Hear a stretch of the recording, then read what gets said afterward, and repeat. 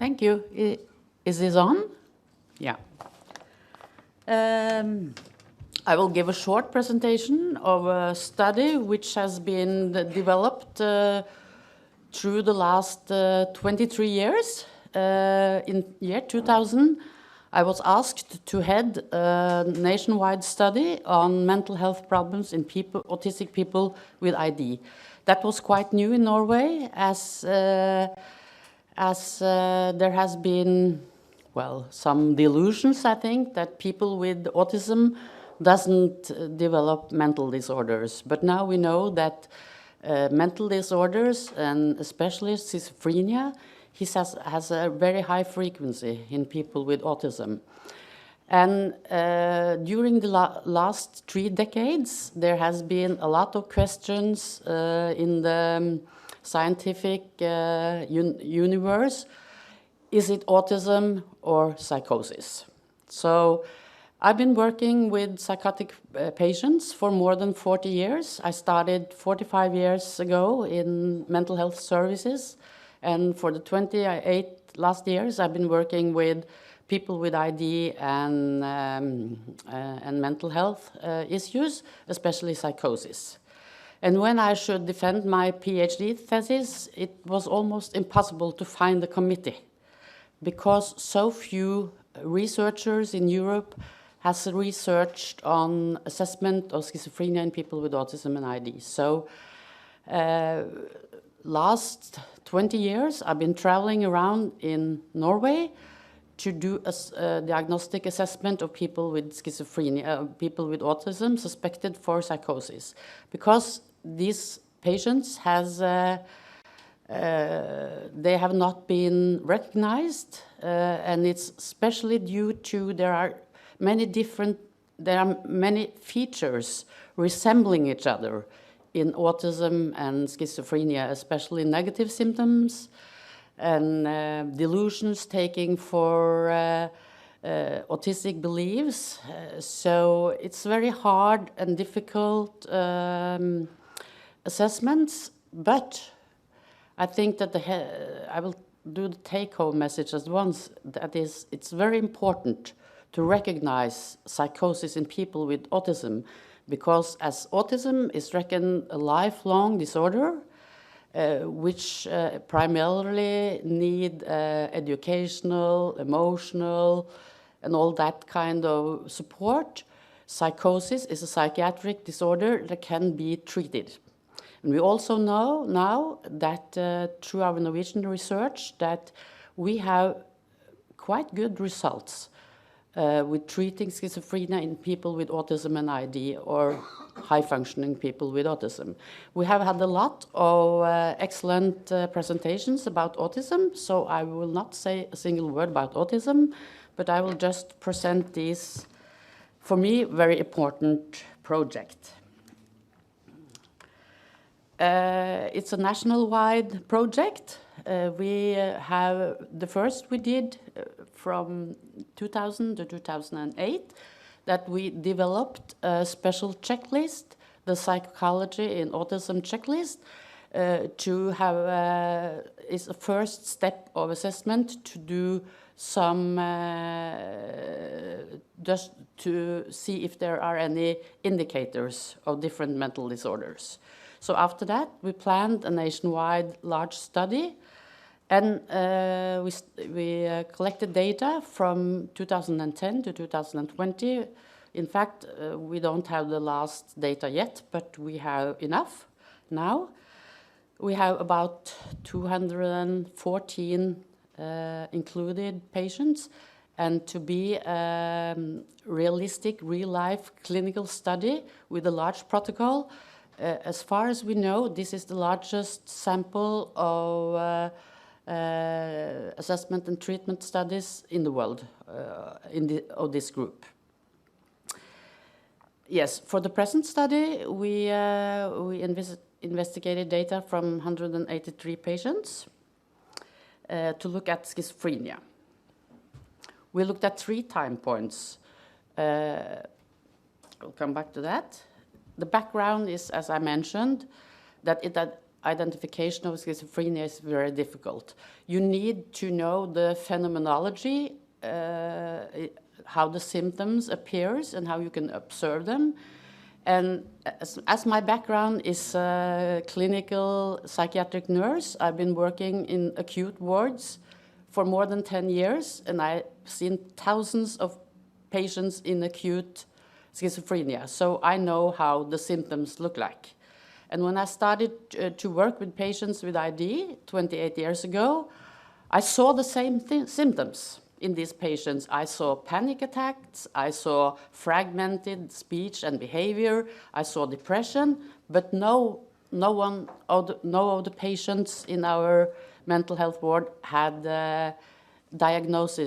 mental health diagnosis, because they were admitted in psychiatric hospitals because of aberrant behavior, as I think it's so in all countries. So I started to I started to search for literature, but there was nothing. So that's why I became a researcher. Not because I wanted to be a researcher, but because there was a need for it. And I'm very curious, so you know, researching is all about curiosity. You have to find things that you don't really think exist. So that's what I've been doing in the past 20 years. And there are now a few studies on diagnostic assessment, but interventions for this group, nothing. 3-4 studies, and 3 of them are mine. So those 193 patients, 26 was diagnosed with schizophrenia during the project period, and we organized the remaining patients in 2 groups. Those were referred to one of the 8 centers with suspected mental health problems, but it turned out not to have any mental disorder, but the problems arose from badly treated autism, really. And there was one group with autism ID and 1 or 2 other mental disorders, which depression and anxiety, not surprisingly, were the most common, as in the general population. The participants, they scored for 2 checklists, the psychopathology and autism checklist, and then we used a multi-approach to do the diagnostic assessment. We used interviews, clinical interviews, when the patient was not in the most acute phase. We did interviews with parents, with caregivers, and we collected old case files to find, to search for symptom descriptions. So we had a really large protocol. So we did the same checklists at T1, at admittance, at discharge, and then we had 1-year follow-up to see if the intervention, if the outcome measures for the patient were still keeping 1 year after. So we used this. The aberrant behavior checklist is widely used, and I think most of you maybe heard of it. It has produced thousands of articles. And then we picked out all the core symptoms from the mini psychiatric interview, which is widely used in Norway and in other countries for detecting mental disorders in the general population. But it's also very feasible for people with ID, because you can interview the patient, if possible. You can interview the parents, or you can try to observe the symptoms. We did just frequency analysis for the reported symptoms, which were a lot for the study group, and then we used quantitative analysis to compare the ABC and PAC scale scores between the study group and the comparison groups for the assessment part of the study, and then we used the PAC and the ABC also to see if there were any significant reduction of symptoms for the intervention study. So we used the same checklists, scores, to see both in assessment and intervention. Binary logistic regressions, I didn't do that, so don't ask me about that. But we were a group of researchers, so I have a young psychologist. He's doing the binary logistic regression studies analysis. So what did we find? We found that reported symptoms of schizophrenia met the formal diagnostic criteria. We used both the American and the European system to check out if all core symptoms were reported, because in this group, previously, diagnosis in the schizophrenia spectrum has very much been based upon clinical judgment, which aberrant behavior, aggression has been a large part of the diagnostic assessment. And we don't, aggression is not the psychotic symptom, it's a reaction of emotional stress.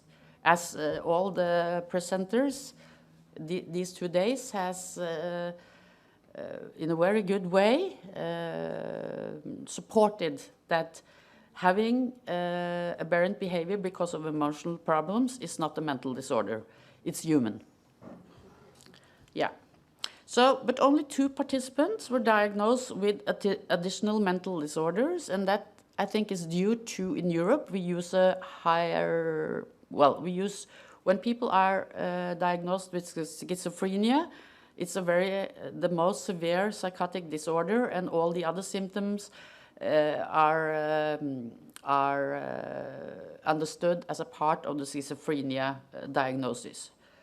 So, but we found significantly elevated score for both anxiety and depression in this study group diagnosed with schizophrenia. And then we studied interventions, and as I said, the articles, books, I mean, all the book chapters that I read, they refer to other studies, and they refer to each other, or they refer to old studies. So there are very few intervention studies, because it's very difficult. Intervention studies in mental health services is extremely expensive, and it takes so long. So most researchers, they do assessment study or studies on antipsychotic drugs, because that's a lot cheaper and much easier. So we had the protocol, included a list of interventions, inpatient or outpatient admissions, psychosocial interventions, not at all studied, medications, of course, and supervision training for community caregivers, and plan for crisis management, which is very important because psychosis is a kind of illness that come and go.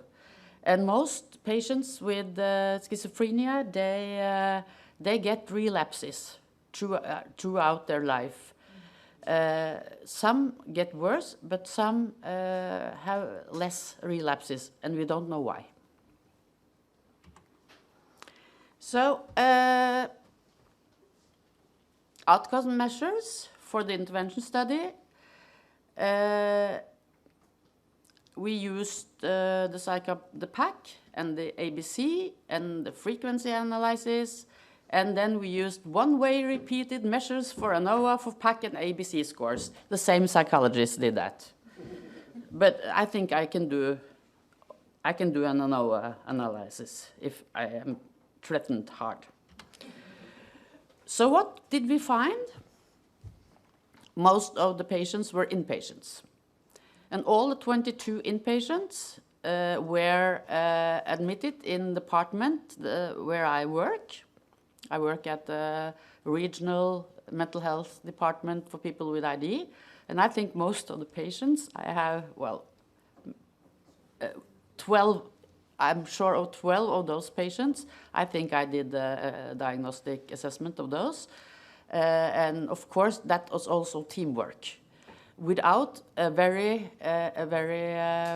efficient and experienced mental health nurse staff, it's not possible to do these assessments, because we need thorough observations around the clock to find out what the symptoms are.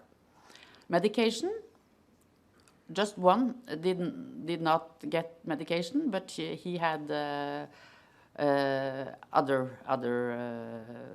treatment. Crisis plan for 20, it should be 24. And what we saw that during the period of the project, almost all the patients, almost all the 183 patients, they got adjustments for activities and demands and reduced demands for task solving, because these patients, they are very easily stressed out. They have a lot of emotional ups and downs, and their brain is very vulnerable, so that too many activities will give more psychotic symptoms. And that is very important, because these people are usually, when they get back to reality, a day plan will be introduced again, reintroduced, and they will get, after a short while, get a relapse, because the brain is not ready for all that work they should do. Family involvement is very important for us. Only 18, it should have been 26. But then again, all our patients doesn't have a family. So we were very happy that there were significant reductions of 4 out of 5 PAC scales, and of course a psychosis subscale had significant reduction. So, but there were no changes from T2 to T3, and we were very happy for that, because the patients got better, and these improvements, reduction in symptoms, it kept from after 1 year. Yes, so, and also the same for the ABC scales. There were very little aberrant behavior after 1 year also. So, the conclusions are, it's possible to detect schizophrenia in people with both autism and ID, but you need thorough observations from staff member. It's not the one person job. You need a bunch of people to do these assessments, and all of them must be trained in observation of psychotic symptoms. So yes, I think I used my time. Yes, I have some references.